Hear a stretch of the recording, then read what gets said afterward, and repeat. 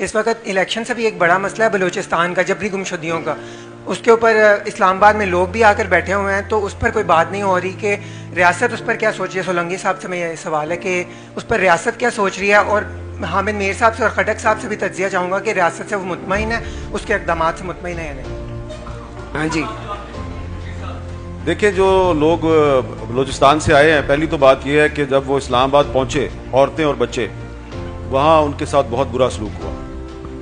और वो सलूक जो है वो इतना बुरा था कि, और अंधेरा था, तो वो आप लोगों तक सही तरह पहुंचा नहीं है कि क्या, वो बस आपको यही पता है जो मेरे साथ हो रहा था। लेकिन जो ख़वातीन के साथ हुआ, बलोच ख़वातीन इतनी दूर से उम्मीद लेके आई थी इस्लामाबाद, उनकी उम्मीद पर लाठीचार्ज किया, उस पर गंदा पानी बरसाया गया, उनको पकड़ के जेल में बंद कर दिया गया।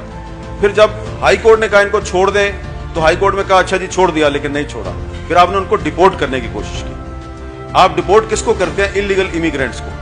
तो मुझे ये कहते हुए बड़ा अफसोस होता है कि इस्लामाबाद की पुलिस ने, जिसके कहने पे भी उनको उस दिन डिपोर्ट करने की कोशिश की, उसने दरअसल बलोचों को यह पैगाम दिया कि बलूचिस्तान एक अलहदा मुल्क है, और आपने अगर इस्लामाबाद आना है तो आपको आईजी इस्लामाबाद से वीज़ा लेके आना चाहिए, क्योंकि आईजी इस्लामाबाद जो है वो उस वक्त हाकिम शहर बना हुआ था। तो बहुत गलत मैसेज गया है और उसके बहुत बुरे असरात मुरतब हुए हैं। लेकिन एक पॉजिटिव उसका एस्पेक्ट ये है कि फिर जब उन्होंने वहाँ पे अपना एक कैंप लगा लिया, तो उसके बाद जो लोकल पॉपुलेशन है पिंडी की, इस्लामाबाद की, आसपास के शहरों से लोग खैबर पख्तूनख्वा से वो उनके पास आना शुरू हो गए। उन्होंने उनके साथ बातचीत शुरू की, उनकी मदद करने की कोशिश की।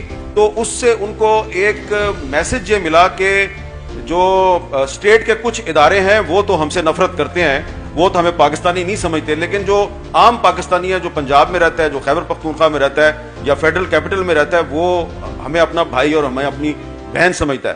तो लेकिन जो नेगेटिव असरात हैं वो ज्यादा हैं। उसकी वजह यह है कि मैंने बहुत सी जो बूढ़ी खवातीन हैं जिनको उर्दू भी नहीं बोलनी आती, मैंने उनसे बड़ी तफसीली बात की है, वो उनके दिल टूट गए हैं। और एक बात मैं और यहाँ पे, क्योंकि खवातीन ज्यादा हैं, मैं आपको ये बताना चाहता हूँ कि ये कोई बात आपको नहीं बताएगा, इस वक्त बलूचिस्तान का जो मर्द है वो इतना रेडिकलाइज नहीं है।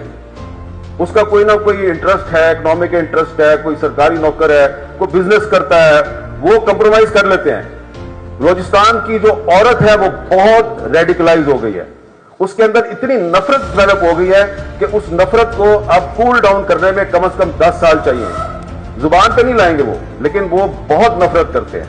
इतनी नफरत है कि मैं जब बांग्लादेश में जाता हूं तो वहां पे मुझे इतनी नफरत पाकिस्तान के खिलाफ नहीं नजर आती। तो इसलिए ये लाहौर शहर जो है, ये लाहौर शहर को आप कहते हैं ये पाकिस्तान का दिल है। तो ये जो पाकिस्तान का दिल है, इसमें कुछ दर्द उन लोगों के लिए भी उठना चाहिए, क्योंकि अगर आपके दिल में उनके लिए दर्द नहीं उठेगा तो फिर वो जो कहते हैं वो आपको पता है वो क्या है, फिर वो कर गुजरेंगे।